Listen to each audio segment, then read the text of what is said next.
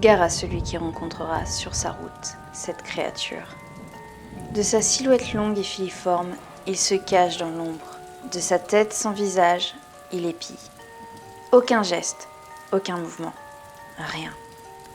Il ne fera rien. Il observera sa victime dans un silence de mort, laissant ses bras pendant le long de son corps.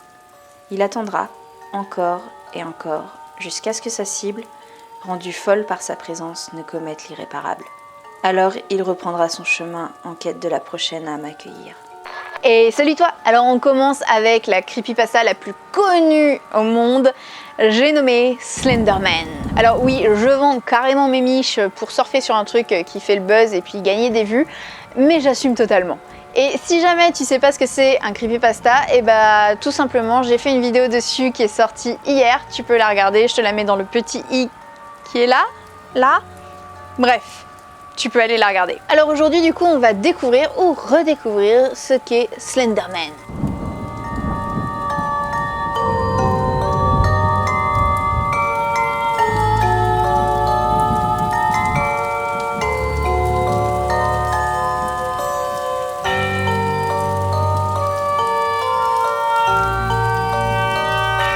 Laisse-moi d'abord te décrire un petit peu ce qu'est le bonhomme. Alors physiquement, on n'est pas vraiment sur un mannequin, c'est-à-dire qu'il a une silhouette très grande, filiforme, un teint pâle, un visage sans visage, justement, des longs bras qui lui tombent jusqu'aux genoux, quoi. Et le mec ferait entre 2 et 4 mètres. Alors oui, ce n'est pas très précis, c'est une fourchette très grande, mais crois-moi, à partir de 1,60 m, tout le monde est grand pour moi, tout le monde fait la même hauteur, donc 2 mètres, 4 mètres, c'est la même. Alors quand je te disais qu'il avait un visage sans visage, c'est qu'on a un visage sans relief du tout, donc c'est-à-dire un petit peu à la Voldemort, mais façon total face quoi. Mais même s'il n'a pas un physique très avenant, le type fait quand même attention à lui parce qu'il porte toujours un beau costume noir avec une cravate rouge. Alors étant donné qu'il fait 2 à 4 mètres, je ne veux même pas savoir combien il paye chez le tailleur. Mais ça doit être un budget monstre. Bon, en plus d'avoir un physique pas très avenant, notre Gugus, en fait, il a une personnalité et des hobbies assez particuliers. Sur son temps libre, il aime en fait traquer et kidnapper des enfants. On a tous nos petits péchés mignons. Sinon, ce qu'il aime bien faire aussi, c'est en fait se pointer comme ça et fixer les gens sans rien faire du tout. Alors, tu vas me dire, c'est toujours mieux que de les enlever et de les tuer. Oui. C'est vrai, vu comme ça. Sauf qu'en fait, le type, à force de fixer les gens, il les rend totalement marteaux et les gars, ils pètent un câble et ils se mettent en fait à se suicider ou alors à tuer leur chihuahua. Et là, tout de suite, c'est un peu plus relou. Mais Slenderman, ce n'est pas que ça. Oui, parce qu'en fait, il a des pouvoirs pas trop dégueux qui peuvent lui servir ou même servir à ses victimes. Parce que oui, quand on pense créatures surnaturelles, on imagine tout de suite suppôt de Satan qui sont juste là pour nous torturer. Mais non. Slendy, il pense aussi à ses victimes. En fait, il se pourrait tout simplement qu'avec juste un petit regard, il peut apaiser la douleur de ses victimes. Enfin, de ses victimes. Des personnes qui sont torturées à cause de lui parce que il a rendu fou d'autres personnes pour les torturer. Voilà. Bon, en tout cas, il pense aux autres et il essaye d'atténuer leur douleur. C'est mignon. Du coup, en fait, s'il se trouve à côté de toi pendant que tu te fais martyriser par Jean-Rodolphe et que toi tu souffres, en fait, c'est tout simplement parce qu'il a décidé qu'il allait te laisser souffrir parce qu'il ne t'aime pas ou que ta tête lui revient pas. Ah bah là, tout de suite, ton ego, il en prend un coup. Ouais. Alors, comment savoir si Slenderman est dans les parages? Alors, c'est assez compliqué parce qu'en fait, il peut apparaître d'un coup et surtout, en fait, il peut se téléporter d'un endroit à l'autre sans qu'on ait le temps de le voir parce qu'il se téléporte. Voilà, c'est le principe. Mais il y a plusieurs signes quand même qui peuvent te dire que Slenderman est dans les parages. Déjà, tout ce qui est électronique va pas forcément kiffer sa présence et va se mettre à dysfonctionner. Ça peut être un premier point. Mais ensuite, il y a tout le côté où les gens commencent à devenir fous, commencent à perdre la mémoire, à perdre leur sens. Bref, si tu commences en fait à avoir des petits relents d'Alzheimer alors qu'en fait tu es beaucoup trop jeune pour ça, Mais il y a moyen que ce soit Slenderman en fait. Qui est Slenderman? Ou plutôt, qui était Slenderman? Parce qu'on ne naît pas monstre, on le devient. Donc, qui était à l'origine Slenderman? Et bien en fait, c'était un type tout ce qu'il y avait de plus normal. Ryan Gordon en fait est un jeune divorcé qui va malheureusement perdre la garde de sa fille et la seule chose qui lui restera, ça va être 8 dessins. Alors faut croire que à la séparation, la mère a décidé de déménager super loin parce que si la seule chose qui lui reste de sa fille c'est 8 pauvres dessins, c'est qu'il peut plus la voir. Et alors, ne viens pas me demander où sont passées les photos souvenirs du week-end au parc Astérix. Apparemment, ça doit être l'ex-femme qui les a gagnés pendant le procès parce que le mec n'a même pas de photo de sa fille. Rien, juste 8 pauvres dessins. Un jour, Ryan va se faire voler ces 8 dessins par une bande de gosses qui seront sur VTT. Et là, il va se retrouver totalement démuni de la seule chose qui lui restait de sa fille. Foutu pour foutu, il va passer un pacte avec une sorcière. Pour pouvoir récupérer ces fameux dessins, eh bien, il va devoir vendre son âme à la sorcière. C'est un petit peu extrême comme solution, je te l'accorde. Non, parce qu'en soi, un petit coup de fil, t'appelles ta gamine, tu lui dis voilà, j'ai paumé les dessins, est-ce que tu peux m'en refaire? Tu mets un timbre envoi rapide, tu mets ça à la poste, en 2 mois c'est arrivé, je l'ai chez moi, c'est bon. Non, Ryan, lui, il préfère faire un pacte avec une sorcière et vendre son âme. Chacun sa solution. Bon, la sorcière, elle se fout pas de sa gueule parce que en peu de temps, elle arrive à mettre la main sur les dessins et elle lui ramène. Donc là-dessus, elle a rempli la part de son marché.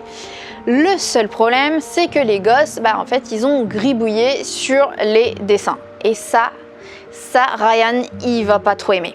Du coup, lui, il lui dit, non, moi ce que je voulais, c'était les dessins de ma fille. Là, ils sont abîmés, donc c'est hors de question que je donne mon âme. Hors de question, c'est fini. Le contrat ne marche plus. La sorcière va pas vraiment aimer cette réaction. Et du coup, ce qu'elle va faire, c'est qu'elle va lui retirer son visage, lui retirer ses sens, et puis carrément lui retirer les dessins, parce que de toute façon, sans les sens, les dessins ne lui servaient plus à rien. Bon, Ryan finit par réfléchir 2 secondes, la colère retombe, et puis il se dit « Oh, bon, allez, je te donne mon âme contre les dessins quand même ». Et donc, la sorcière décide de lui rendre ses sens, mais pas son visage ni les dessins. Non, les dessins, elle a décidé de les cacher dans une forêt et elle lui dit voilà, t'as essayé de m'avoir, maintenant à toi de chercher tes propres dessins et d'essayer de les retrouver. Donc, Ryan, qui en fait à ce moment-là est devenu Slenderman, va chercher ces 8 dessins et lorsqu'il va les chercher dans la forêt, il va tomber, comme par hasard, sur le groupe des jeunes en VTT qui lui avaient volé les dessins et il va du coup les massacrer. Alors oui, je t'ai dit que Slenderman ne tuait pas, en fait j'aurais dû dire qu'il ne tuait plus. Voilà, ça aurait été plus juste.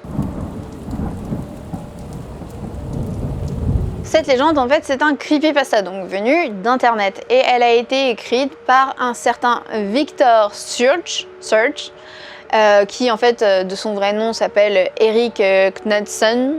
Ouais, bref, comme toujours, j'y arrive super bien avec les prénoms. En 2009, en fait, il va publier sur internet une photo et l'histoire de Slenderman. Et s'il le fait, c'est dans le cadre d'un concours. Ce qu'il fallait faire, c'était tout simplement intégrer des créatures surnaturelles à des photos. Et c'est le Slenderman qui va être le plus populaire, qui va faire le plus parler de lui en fait. C'est vrai qu'en même temps, les photos sont pas trop dégueu. Ça devient un mème internet au début, et puis carrément en fait ça devient un mythe internet, et c'est même le premier mythe qui va être créé à partir d'internet. Alors il y a une petite inspiration, on pense allemande, avec le Grossman ou Der Ritter, je te mettrai des photos. Il y en a certains qui voient le Croque-Mitaine, les Wendigo, bref, il y a plein d'inspirations. C'est un peu un mélange de tout. Alors pourquoi ce creepypasta est aussi connu? Malheureusement, comme pour beaucoup de choses, il a fallu en fait un drame pour que toute l'attention de la planète entière se mette sur le Slenderman. Et ce drame en fait, il va se passer dans la vraie vie, c'est-à-dire qu'on va quitter internet pour aller aux États-Unis. Et le 31 mai 2014 exactement, 2 jeunes américaines de 12 ans, retiens bien les 12 ans parce que c'est dingue. Bref, 2 jeunes adolescentes de 12 ans qui vont décider de tuer leur amie de 19 coups de couteau. Alors, heureusement pour leur amie, elle va s'en sortir, mais 19 coups de couteau quand même. Alors quel est le rapport avec Slenderman? Si tu avais un petit peu suivi la vidéo, tu saurais qu'il ne tue pas directement. Il fait en sorte de te pousser à commettre l'acte. Et en fait, ces jeunes américaines auraient dit à la police que c'était Slenderman qui les avait menacées en fait. Il leur avait dit que si elles ne tuaient pas leur ami, il tuerait toute leur famille. Donc elles se sont décidées à tuer leur ami. Alors, c'est pas que j'y crois pas, mais comment te dire?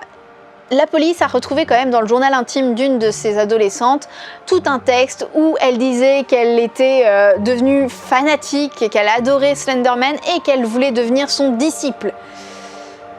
Je pense qu'elle avait un grain déjà de base. Et voilà, c'est tout pour l'histoire de Slenderman. Alors, on connaît tous plus ou moins au moins les photos, mais maintenant tu connais vraiment l'histoire qu'il y a autour de Slenderman, depuis quand il existe, et puis toute la légende qu'il y a autour. Les meurtres, la tentative de meurtre qu'il y a eu autour de Slenderman, je te parle de celle-là, mais il y en a eu d'autres également, en fait, d'autres personnes qui ont utilisé ce creepypasta pour justifier leurs actes, et je trouve ça totalement dingue de penser que ça va marcher, enfin bref, qu'importe. Du coup, c'était le creepypasta de la semaine. Demain, on revient en fait avec une légende urbaine, c'est une vraie légende urbaine qui malheureusement n'a rien de fantastique et purement réel, on va dire, et qui montre que l'humain peut être sacrément toqué quand il le veut. C'est pas une légende urbaine qui fait peur en elle-même, mais c'est plutôt la réaction des gens face à cette légende urbaine qui est effrayant. Bref, c'est pour ça que je voulais absolument t'en parler. Du coup, je te dis à demain, je t'embrasse fort, c'était Mélanie.